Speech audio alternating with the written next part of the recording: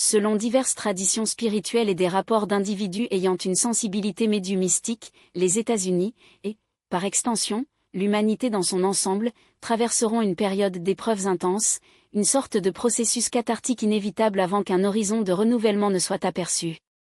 Bien que cela ne me donne pas le don de prophétie ou la capacité d'anticiper avec précision l'avenir, il existe un consensus parmi ceux qui étudient les phénomènes transcendantaux selon lesquels un cycle de transformation profonde, marqué par l'adversité, précédera l'émergence d'une nouvelle ère.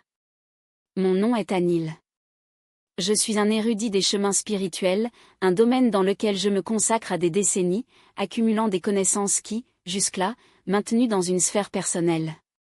Cette posture a radicalement changé il y a une vingtaine d'années au cours de la vie de mon père. Lui, un sceptique convaincu, ne croyait pas à l'existence d'une conscience au-delà de la mort physique, bien qu'il savait que ma perspective détournait la sienne. Dans un moment d'intimité, quand j'ai pu le veiller, j'ai décidé de partager une relation de 10 possibilités qui pourraient se manifester dans son voyage après la mort si ses croyances étaient fausses.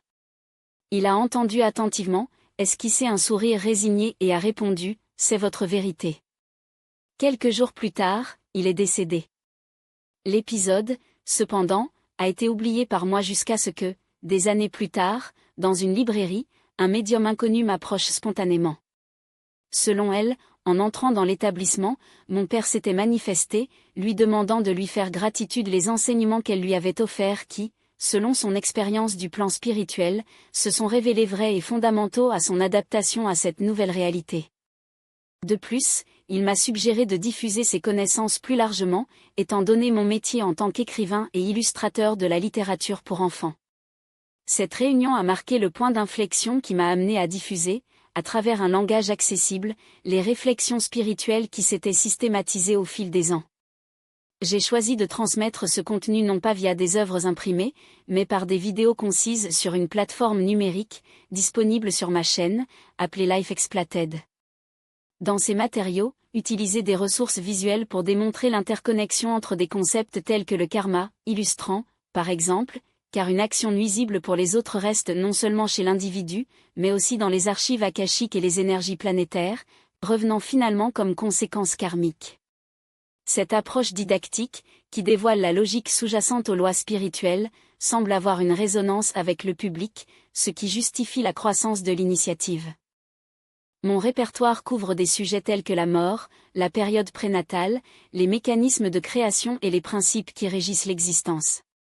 Bien que ma performance professionnelle soit liée à la production de livres pour enfants, ma vision de l'avenir de l'humanité est basée sur la conviction selon laquelle, après un intervalle de troubles sans précédent, une civilisation régénérée émergera. Cette nouvelle humanité sera composée d'âmes évoluées, engagées dans des valeurs telles que la solidarité et la compassion, au détriment de l'individualisme prédateur qui caractérise l'ère actuelle. Une telle transformation est inévitable, car la Terre, en augmentant sa fréquence vibratoire, ne peut abriter que des êtres alignés sur ce nouveau modèle d'énergie. Ceux dont les vibrations sont incompatibles ne se réincarneront pas dans ce plan, mais dans l'astral, où ils devraient traiter leurs leçons karmiques dans un environnement souvent dur et douloureux. La planète, à son tour, subira un processus de purification, attirant une humanité renouvelée, plus harmonieuse et aimante, une perspective qui me remplit d'attente et d'espoir. Quant à la conjoncture actuelle, il est indéniable que nous ressentons une crise mondiale à multiples facettes. Les signes sont évidents, l'effondrement du climat imminent, l'instabilité économique, les conflits géopolitiques et la montée en puissance du leadership qui favorise la discorde et la violence. C'est sans aucun doute un moment de complexité extrême. Cependant, cette réalité ne doit pas être interprétée comme une punition arbitraire, mais comme la matérialisation du karma collectif. Avant de nous incarner, nous étions conscients que cette période serait marquée par des essais, pertes matérielles, déstabilisation professionnelle et même le risque de l'existence elle-même. Même ainsi, nous avons choisi de venir. Pourquoi ? Parce que, quand nous transposons ces difficultés, nous nous libérons de la dette karmique accumulée. Nous acceptons le défi de savoir qu'en le surmontant, nous atteignons un état de libération analogue à la guérison d'une maladie. La souffrance est inhérente au processus, mais une fois corrigée, la légèreté suivante est incomparable. C'est comme si nous portons un fardeau financier insoutenable qui était soudainement payé, le sentiment de soulagement est proportionnel à l'ampleur de la preuve expirée. Compte tenu de ce scénario, c'est à nous d'adopter une posture d'acceptation sereine, plutôt que de succomber à la peur ou au désespoir. Nous sommes ici pour une raison, faire face et transcender ces adversités. Si, cependant, nous réagissons avec la violence, la haine ou l'égoïsme, nous ne ferons qu'aggraver notre karma. Au contraire, si nous maintenons l'intégrité, nous nous aidons même au milieu du chaos, les leçons seront assimilées et nous commencerons de ce plan avec la conscience de l'accomplissement. Après tout, notre passage à travers la Terre, ces environ 28 000 jours, peut être comparé à un film intense, plein de défis, mais dont l'issue nous apportera un sentiment d'épanouissement. C'était difficile, mais nous avons réussi. Cette métaphore fait référence à l'accouchement, un processus douloureux mais nécessaire pour la naissance d'une nouvelle vie. De même, les douleurs que nous vivons aujourd'hui sont la préfiguration d'une terre renouvelée, vibrant à une fréquence plus élevée, où la pureté, l'équilibre et l'affection mutuelle prévaudront. L'avenir qui découvre justifie pleinement les essais actuels. Je ne sais pas quand cette transition se produira, que ce soit dans notre existence actuelle ou dans des cycles ultérieurs, mais je suis sûr que l'élévation vibratoire de la planète déclenchera des transformations profondes, bien qu'elles soient accompagnées de crises temporaires. Quant à la position des États-Unis dans ce nouveau domaine vibratoire, il convient de noter que la nation porte un héritage karmique d'une densité considérable, malgré ses potentialités énergétiques intrinsèques indéniables. D'un point de vue géopolitique et historique, l'exercice de son pouvoir, bien qu'il ait fourni des avancées dans diverses sphères, était souvent associé à la dynamique de destruction, aux conflits armés et aux interventions dont les effets se répercutent en tant que douleur collective, comme les guerres au Vietnam ou la consommation d'énergie atomique à des fins de guerre. De telles actions, bien que justifiées par des récits stratégiques ou idéologiques, ont généré une accumulation de négativité qui, selon les lois universelles de cause à effet, exige désormais un processus de purification intense. Ce n'est pas une prophétie, mais un principe spirituel largement reconnu par ceux qui, par une sensibilité médiumistique ou une intuition élevée, perçoivent les cycles d'ajustement par lesquels l'humanité, et, en particulier, les nations ayant une histoire de domination, passeront inévitablement avant que la lumière ne soit rétablie à sa plénitude. En ce qui concerne le lien direct entre l'individu et le divin, la réponse est catégorique, oui. Tous les êtres ont cette connexion innée, car ils sont, en substance, des fragments de leur propre divinité.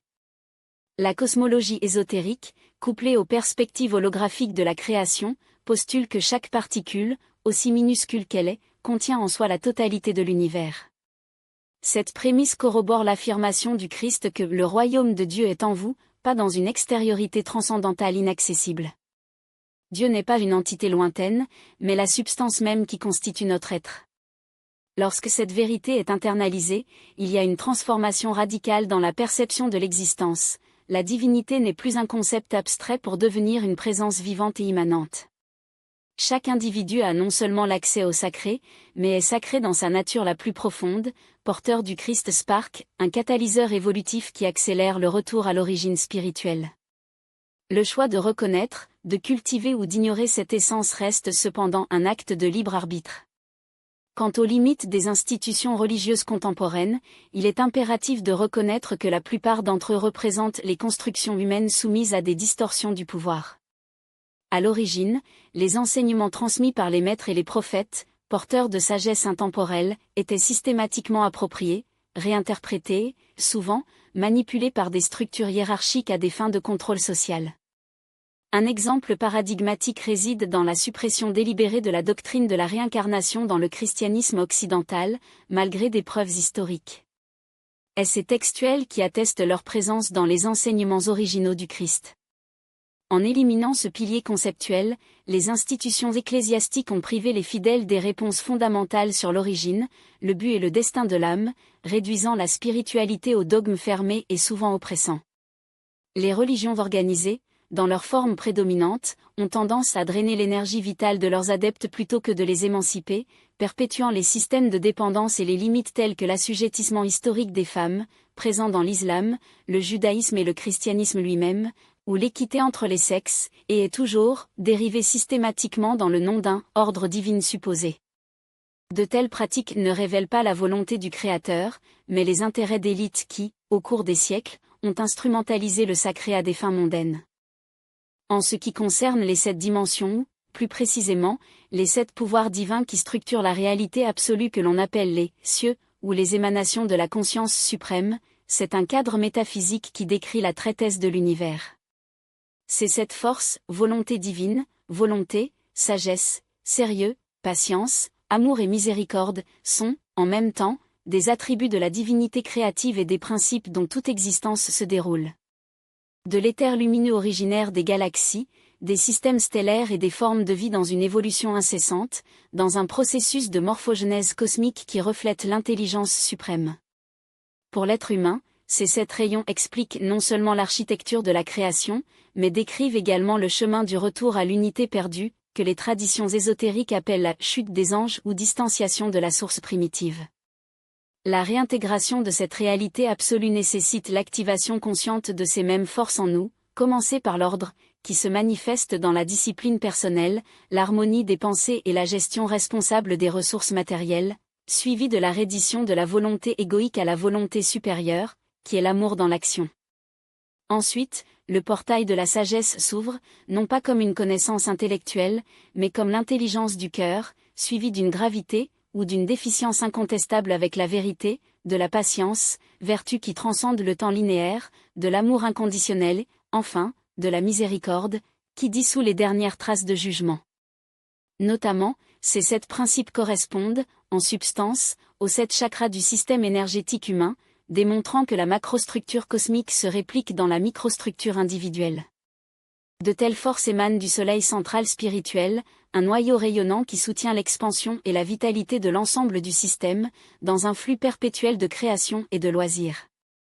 Cette vision, de profondeur et de cohérence rare, a été systématisée et transmise par les écrits de Gabriela, un messager spirituel dont les œuvres, compilées sur 5 décennies et disponibles à la bibliothèque Sophia en Allemagne, constituent l'un des corpus les plus détaillés et lucides de connaissances métaphysiques.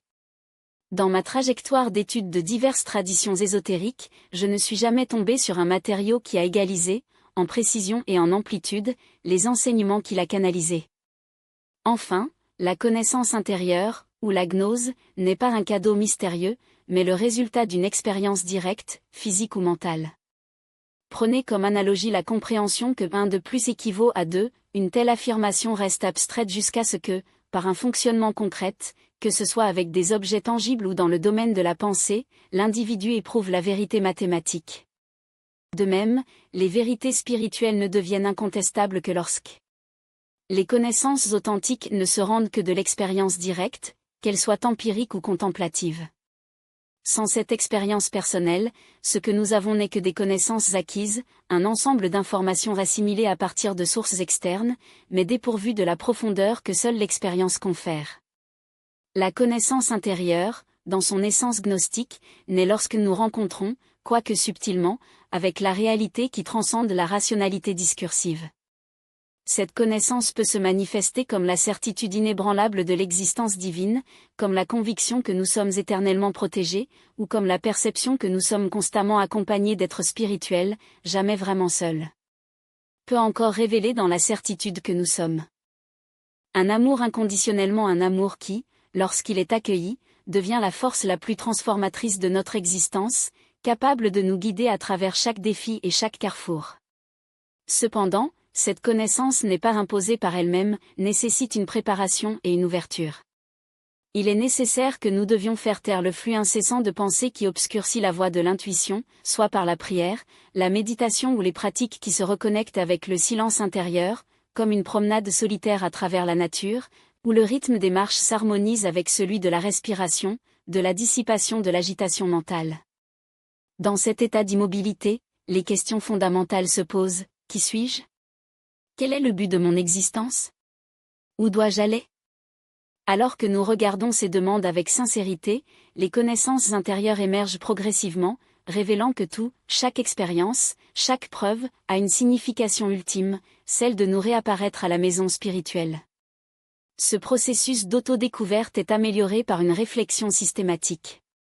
À la fin de chaque journée, l'exercice de l'enregistrement dans un journal que les expériences ont vécues, nos réactions et les alternatives les plus alignées sur l'amour et la sagesse nous permettent d'identifier les modèles comportementaux et les opportunités de croissance. En revisitant nos actions, nous comprenons comment nous aurions pu agir avec plus de clarté ou de compassion, dissolvant les ombres de ressentiment ou de négativité. Ainsi, la réflexion devient un chemin d'approche progressive de cette connaissance qui, une fois intégrée, vient nous guider avec précision. Quant aux dimensions habitées par nos guides spirituels, il convient de noter que son origine n'est pas limitée à un seul plan d'existence. Ces êtres peuvent provenir de toutes les sphères de l'univers spirituel, des niveaux élevés d'évolution au plan plus proche de notre propre réalité vibratoire. Il n'y a pas de strate unique dont ils émanent, votre présence s'adaptera à nos besoins et à notre stade de développement. Un individu dédié à un appel spécifique, comme l'enseignement ou la guérison, peut être accompagné d'un être très évolué de lumière, tandis qu'un autre, dont le voyage se concentre sur des tâches plus terrestres, peut compter sur des guides dont la vibration répond aux exigences immédiates de leur existence. De plus, ces gardiens ne sont pas statiques, leur composition peut varier tout au long de la vie, car nos objectifs, nos défis et nos objectifs changent. Il convient de noter que bien que cela ne soit pas toujours physiquement à nos côtés, les guides spirituels maintiennent un lien permanent avec nous, prêts à intervenir au moment exact où leur présence est nécessaire.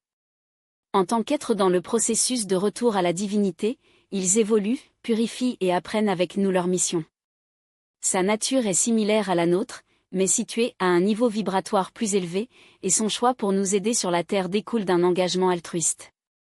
Nous pouvons les invoquer à tout moment, et leur réponse sera immédiate, même dans des situations critiques, telles qu'un accident imminent, où l'intervention peut se produire en fractions de secondes, nous détournant du danger. Sa disponibilité est constante, bien que sa manifestation ne soit pas toujours perceptible au sens physique. L'importance du silence et de l'immobilité dans le processus d'éveil spirituel réside dans sa nature ontologique. La divinité, en substance, est une pure immobilité, un état d'être au-delà du mouvement et du bruit. Afin de se connecter avec cette réalité suprême, il devient impératif de calmer l'esprit, suspendant le flux chaotique de pensée qui nous maintient piégés à la superficialité de l'existence quotidienne. D'où la puissance transformatrice de la méditation, une pratique qui nous permet d'accéder à la source d'énergie inépuisable contenue dans l'immobilité. Alors que le monde extérieur, avec ses émeutes et ses distractions, dissipe notre force vitale, l'immobilité intérieure la concentre, nous révélant la présence divine qui soutient tout. En plongeant dans cet état, soit par le biais de techniques méditatives, soit de la contemplation silencieuse, nous émergeons revigorés, dotés d'une vitalité qui transcende une simple disposition physique. Nous nous sentons renforcés, comme si un pouvoir ineffable nous perdait, nous permettant de faire face à un défi avec l'équanimité et la détermination.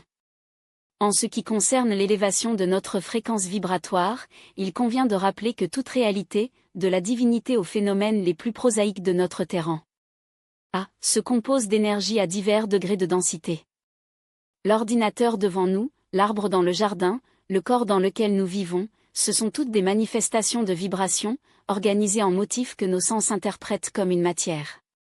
Parmi ces fréquences, l'amour occupe le sommet de l'échelle, suivi d'attributs tels que la miséricorde et la sagesse, les 7 pouvoirs divins qui, lorsqu'ils sont intégrés, nous reconnectent à notre origine spirituelle. Cependant, tout au long des incarnations successives marquées par l'égoïsme et l'identification avec le soi séparé, notre vibration a été progressivement rétrogradée, nous confinant à la densité de la 3e dimension. Pour inverser ce processus et reprendre le chemin de retour, il est indispensable de réactiver les 7 centres d'énergie, les chakras qui, dans leur état complet, reflètent les qualités divines. La première étape de cette voie est l'établissement de l'ordre, à la fois sur le plan externe et interne. Nous devons examiner notre environnement, l'organisation de notre table de travail, l'harmonie de notre maison, la disposition de nos biens. Ces éléments apparemment triviaux sont des miroirs de notre état intérieur. De même, notre discours, nos gestes et même notre vêtement devraient refléter la cohérence et le but. De plus, nous devons examiner nos pensées, identifiant les normes de négativité, de ressentiment ou d'autocriticisme qui persistent comme des ombres dans notre conscience. L'ordre n'est donc pas un simple arrangement matériel, mais une discipline spirituelle qui prépare le terrain à l'ascension. Ce processus, cependant, ne se limite pas à la sphère individuelle.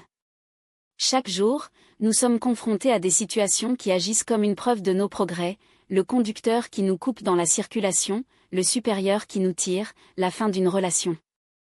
Ces événements, loin d'être de simples chances, sont des opportunités déguisées pour appliquer les principes de l'amour, de la compassion et de la compréhension plutôt que des réactions égoïques, comme l'indignation ou la vengeance.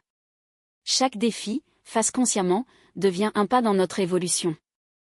Il convient également de considérer que les circonstances qui nous affligent portent souvent une charge karmique, des énergies qui, dans les incarnations passées, nous projetons les autres et nous retournons maintenant non pas comme punition mais comme une leçon.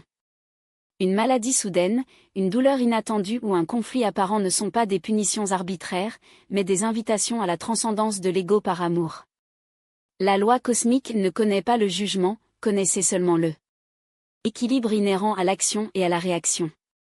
Ainsi, ce qui nous renvoie sous la forme d'une douleur soudaine ou d'une souffrance inattendue n'est que le reflet des énergies qui, dans les existences précédentes, nous projetons sur les autres. En ce moment de confrontation avec notre propre ombre, nous comprenons, dans son essence la plus profonde, la signification de blesser, de négliger ou d'infliger tout mode de douleur, des expériences que nous nous perpérons autrefois.